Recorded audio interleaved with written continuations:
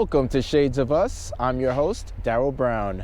This month, we mark Black history by honoring the voices that strive to uplift their communities. Their contributions are in many fields, including politics, food insecurity, finance, and the arts. According to a 2019 Pew Research survey, more than 40% of U.S. adults say the country hasn't made enough progress toward racial equality. There is some skepticism, particularly among Blacks, that Black people will ever have equal rights with whites.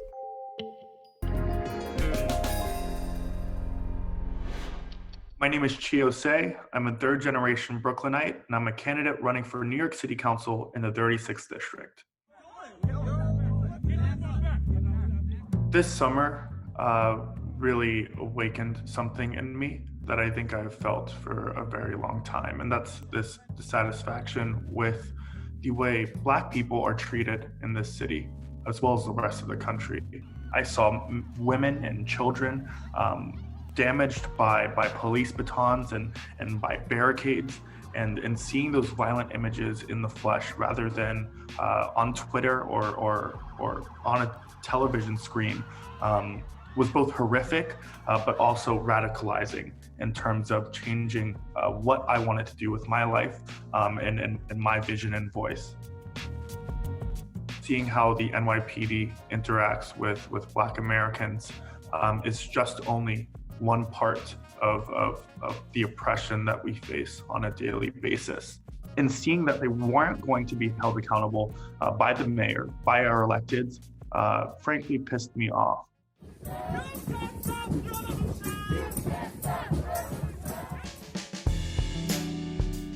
Queen Jean is an inspiring trans activist, trans woman of color that is fighting every single day. Joelle Rivera is also a trans woman of color. Both of them together organize the Stonewall protests every Thursday here in New York City. The Haitians were the first enslaved colony to uprise against their oppressors, and they're still paying for it today. But that runs in my blood, and that's something that has always been a part of my upbringing. My late father, Reggie Osei, aka Combat Jack, grew up in North Crown Heights as well. He was an entertainment attorney, as well as a pioneer to hip-hop podcasting. He had a show called The Combat Jack Show, and started a podcasting network called the Loudspeakers Network. We talked about various things, whether it's politics, whether it's hip-hop, whether it's being a Black man in this country. But the crossroads of hip-hop and politics have always met one another. It's such a big part of Brooklyn, and most especially Bed-Stuy and Crown Heights. I like to describe this district and those two neighborhoods as neighborhoods that completely capture the essence of what Brooklyn is. You know, you have your brownstones, you have your block parties, you have multicultural Black people, as well as people of all different types of races in this melting pot of a district of culture and love, but also a district that is marginalized. So we have worked with Black designers based out of New York City, Black queer designers as well. And it's a part of our plan to grasp attention through imaging. You know, I think that in local elections, name recognition is extremely important. And we're using everything in terms of imaging, whether it's digital campaigning, whether it's fashion, to intertwine that name recognition with who I am as a candidate. And it's resonating, and it's mainly resonating with young people. And I'm hoping that it will resonate with them enough, and I'm sure that it will, to bring them out to the polls when I get there on June 22nd. I'm so thankful that my ancestors have led me to get to this point, to be a Black queer person running for local office. I don't think that would ever be possible, even 30 years ago, even 20 years ago.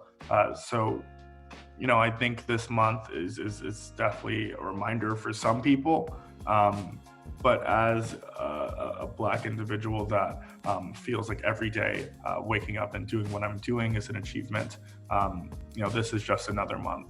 My mother is a small Black business owner. She is a recently single mother after the passing of my father 3 years ago. And there are 4 of us. You know, I have 3 other siblings. These small businesses are some of the strongest pillars to our community. They have been here for long periods of time, and even if they are rather new, they add a sense of warmth and a sense of community. And to see my mother as someone that has worked hard and have kept it open has been amazing to watch. And, she's a badass woman. We are hardworking people. We are so proud to be Black Americans in a country where where many Black people are shamed even to this day for being Black, where many Black people, where all Black people's culture is being taken away from us and repackaged. We have always won mentally because we are proud of who we are. Working class people, Black people, queer people are marginalized people in this country, yet they add so much to what this country is, to what this city is, to what this economy is, yet they're neglected in legislation that is passed. As someone that has grown up in North Crown Heights, which is a predominantly Black neighborhood, through my experience as having a father that passed away at a young age due to our failing healthcare system, due to this experience of watching my single mother run a Black business, a Black small business during this pandemic, has prepped me for these obstacles that are in my way, and has prepped me for my run. People are out there with a shared experience that I have grown up with.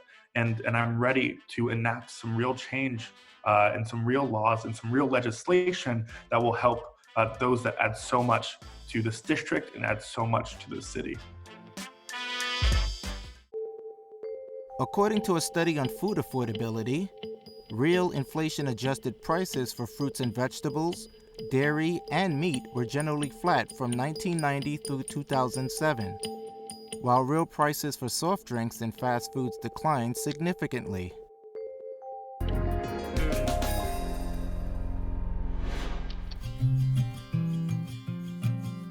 The common denominator for all of us is food. And I say that because everybody needs it. Hello, everyone. My name is Karen Washington. I tell people I'm a farmer. I grow food. I feed people body and mind. I've been growing food for over 30 years, starting first in my backyard, then in my community garden with the Garden of Happiness in the Bronx. And then recently in 2014 with a group of my friends, co-owned a 3-acre farm up in Chester, New York called Rise and Root Farm. I come from no farming background. My parents weren't farmers. I think the fact that I moved to the Bronx in 1985 and had a backyard, I had 3 options: either to cement it, put a lawn on it, or grow food, and I decided to grow food. When I first started farming, I got all the, that slave work, and, why would you do something like that? You working for the man. And so my people, being African American, were brought here from the shores along the transatlantic because of our knowledge when it came to agriculture. We were the ones that brought the seeds in our hair, planted the food that you're eating now. The question that we should be asking is why do we farm? Why were we brought here? Why all of a sudden agriculture is starting to be popular, especially amongst people of color, because we're starting to realize the power that we have when it comes to agriculture and growing food. And now you're seeing a lot of young people, young Black and brown people that understand their history when it comes to agriculture. So when I first started with Rise and Root Farm, it's 4 women. 2 of us are women of color, we're Black women. 3 of us are LGBTQ women. A lot of what we're trying to do now is really look at the food system as a whole. And I say that because I've been doing this work a long time. I've attended food and farming workshops and conferences, and I can count on my hand how many people look like me. My concentration is on New York State. And so to realize that out of 57,000 farmers in New York State, only 139 are Black. What I felt the need is to have those hard conversations when it came to food and social justice and food sovereignty and who owns land and who owns, capital. The impact that the food system has affects the Black and brown people and poor people. So we got together and with the help of our community started we have called a Black Farmer Fund. We're in the process of really accepting money to form a charitable loan so that we can give to Black businesses and Black farmers. And we're doing this in New York State first. What we're trying to do is open that Pandora's box of racial equity, wealth inequality that is happening throughout the food system. People, are really, really keen on designating communities of color with these certain cliches. I'm not going to be dignified being called that, you know, where I live is a food desert because we do have food, and the desert was supposed to have meant that there's limited access to food, no supermarkets, and I would tell people, we got food, we got the junk food, we got the fast food, we got the processed food. What we don't have is healthy food options. And so I coined the term food apartheid because I wanted people to have that hard conversation around racial inequity and wealth inequity and where people live and how we need to look at the food system with a different lens. I'd love everybody to be a farmer, but realistically, that's not going to happen. However, everybody can be an educated consumer. There's a lack of diversity when it comes to food. Right now, if you look at the United States, it's a melting pot. And so there are different cultures that demand different types of food. And so what I've seen is that there's a scarcity in the ethnicity and culture of food. And so that's why you see people wanting to grow in community gardens and urban farms, because they can grow the food that they're accustomed to in their homeland. And also that food traces back to the history and culture of that person. And we got to get back to what the word agriculture means. And I think what we miss out is that word culture. The future of farming, hopefully, is more diverse. And I say that because when you farm with a diversity of plants, diversity in animals. And so I want to see the diversity in people. My color of my skin is the skin of soil. So maybe I was meant to be a farmer. But then when I take a closer look and I look at now I'm 66 years of age, I'm starting to get the gray hair, starting to get the wrinkles, the bags. But then I say, you know what? That's part of my ancestral line. My children now, they're in their 40s. They're very self-conscious about being healthy, eating healthy. My son, as a matter of fact, is a director of food safety for the New York City Health Department. So he knows about food. And my daughter happens to be a teacher. Well, she's now an administrator for the Gwinnett County school system. It's been passed down from generation to generation about eating healthy. My grandson, the youngest one, is now a vegetarian. And it comes from setting an example. Well, I was a single parent at the time, so it was really hard to make ends meet initially, but we made it through, and eating healthy was one of the things. And the fact that I was able to grow food and bring food from the garden, from my backyard, to the table for us to eat was a plus. In a 2019 study by MassMutual, African Americans fall short on executing life-changing measures such as accumulating wealth, being better prepared for retirement, and building up savings.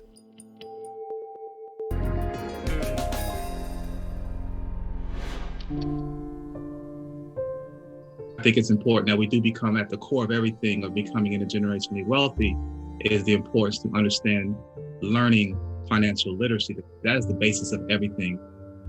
Greetings, my name is Mbwebe Ashangi, and I wrote a book called Apatapisin, Intergenerational Wealth Planning for Black People. Intergenerational wealth is the key to creating sustainability in our family and in our neighborhoods.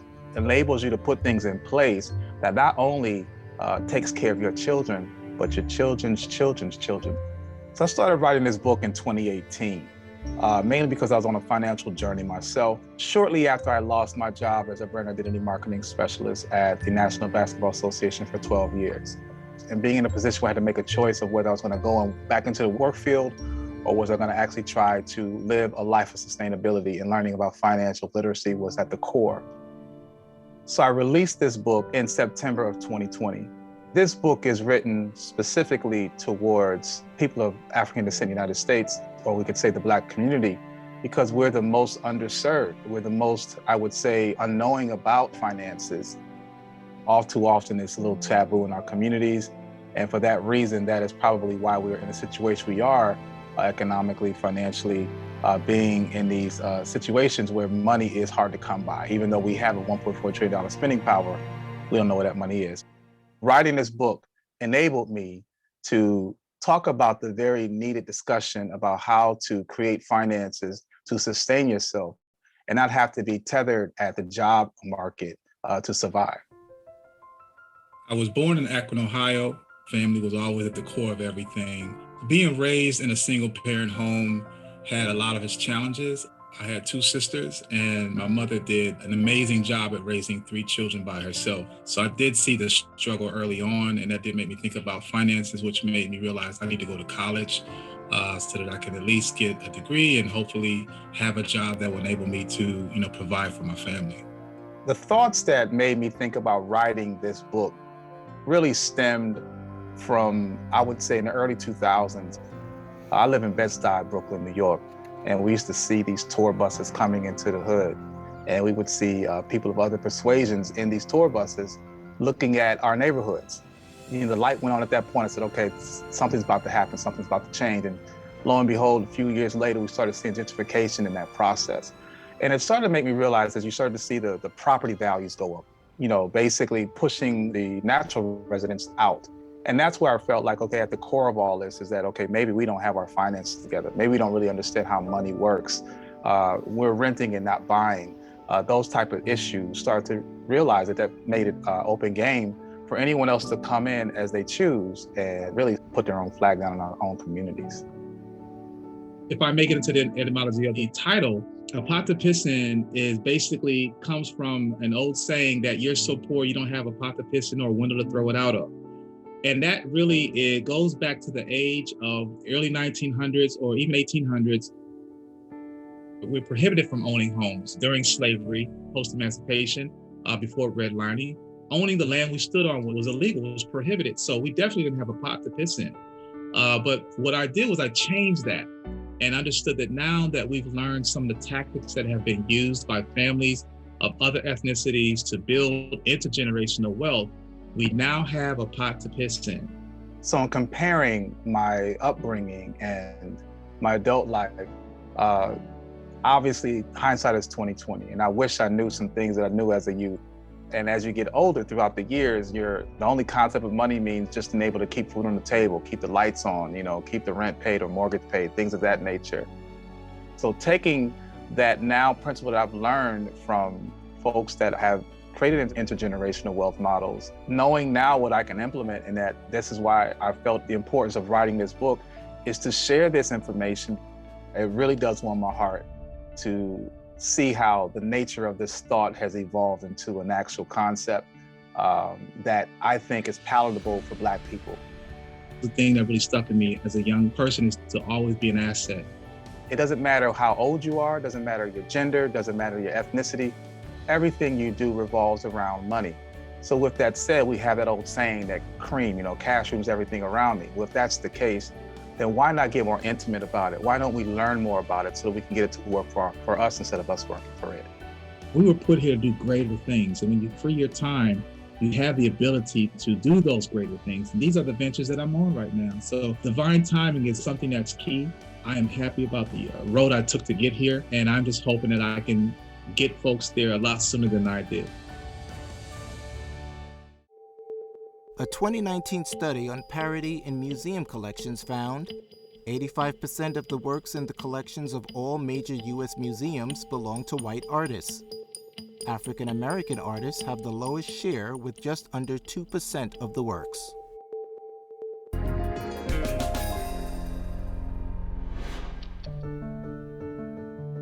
What the world is and what I create as a Black doll artist is that I show from my point of view and from how I was raised and where I was raised, how significant we were in all of American history. My name is Valerie Gladstone. I'm a native New Yorker, and I'm the artist behind Brooklyn Doll Works, a art doll company. We founded Brooklyn Doll Works in 2012. An art doll is not necessarily a play doll, and it comes out of the tradition of dolls. And it is just elevated to a point where they represent more than just something to play with or an image of a little girl. A lot of my work is based in my hometown in New York.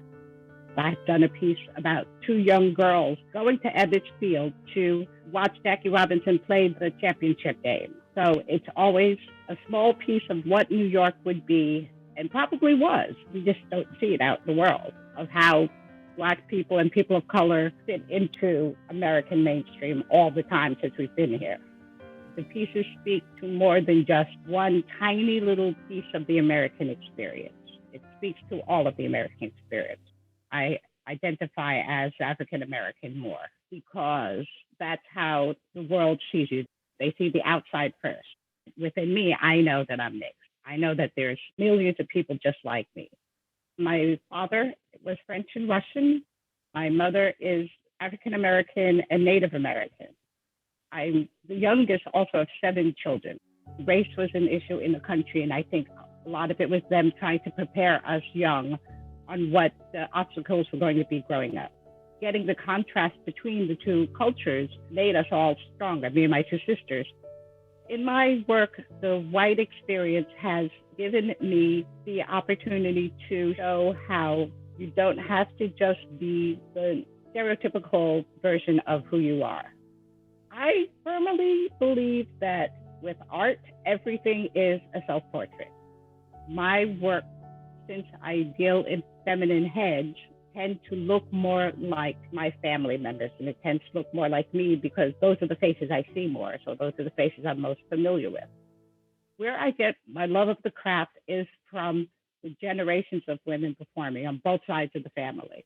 Growing up, as soon as you could hold a needle, you learned how to use it. You learned how to sew, you learned how to knit. You were expected to have all of the basic knowledge that ended up being life skills. I needed a place where I could sculpt and sew and make little costumes and tell a story, and it ended up being art dolls. In my work, I like to capture a snippet of time. And having worked with dancers for so many years, and so many beautiful dancers that dance in Harlem, that I know I can recognize when they are at the top of emotion. So I try to give each of my pieces that flow and that internal animation of the story to make them alive. I happen to be a Black artist. The way I can express it is through my facial features and through how I make a skin tone. My pieces very rarely look straight at you. The heads are usually goes to the side and then they're looking at you. It's important in all artwork that it's not just still life. Humans aren't still. That my pieces have a sense of motion to them. My faces and the expressions I give my pieces are universal because it's human emotion that come through. My major pieces take about 6 to 8 weeks to complete, from inception through the finish, where I'm actually signing the base of the piece and calling it done. And then there's usually like another week after that where the piece has to be photographed. Where I see the future of my art dolls is continuing in series and continuing to be able to reach out to more specific places. I recently have submitted some work to the Smithsonian Gift Shop. It seems that my journey since 2012, when we officially started the company, was just to create, but that quickly changed into activism. I was always an activist. When we were children, we went to marches. We read the books. We were part of the change in New York as a family, so that it would have been disingenuous for me not to present my activism in my artwork, whether it be the Women's March or the suffragettes or the unsung women in South America who have fought the revolution next to the men who've given up their families. The artist's role is to be the best artist they can be. Before COVID last year, I went back to school, back to move my work forward. I ended up at Brooklyn College with some really great teachers in the art department. When I look in the mirror, I see myself. I see all of what I've been in my life, and I see all of what I'm capable of being. I see that I've made it past 20 years old, growing up in New York, where I didn't think I was going to make it at all. I think that COVID has come at the best time and at the worst time, because it forced people to stop in their lives and acknowledge what is going on in the world. Go back, learn the history, learn the names, learn the whys. It's not as easy as just black and white, so that if you don't know what the shades of gray are, you're not going to be able to get a complete picture of the world. That's our show for now. If you want to know more about the people you saw, log on to our website at tv.cuny.edu. I'm Darryl Brown. See you next time on Shades of Us.